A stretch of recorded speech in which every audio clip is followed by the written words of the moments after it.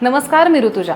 ह्या बातमीपत्राला सुरुवात करण्याआधी जर का आपल्याला संपूर्ण कोकणातील आणि मुंबईतील लोकप्रिय JPR चॅनलचं आपलं कोकण हे चॅनल दिसत नसेल तर आजच आपल्या जवळच्या केबल ऑपरेटरशी संपर्क साधा आणि जाहिरातींसाठी सुद्धा खाली दिलेल्या नंबरवरती नक्की संपर्क साधा।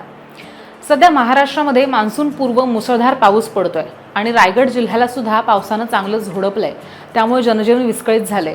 त्यातच कधी ऊन तर कधी पाऊस तर कधी धुकं पसरतायत, त्यामुळे पर्यटन सुद्धा खंडाळा घाटामध्ये ह्याचा मनसोक्त आनंद घेतायत।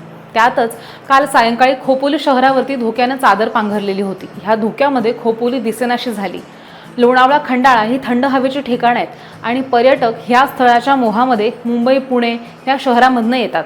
मुंबई पुणे एक्सप्रेसवेवरच्या Amrutanjan beach, picnic point, Waghjai point ह्या ठिकाणी पर्यटक मोठ्या प्रमाणात आनंद लुटण्यासाठी येत असतात।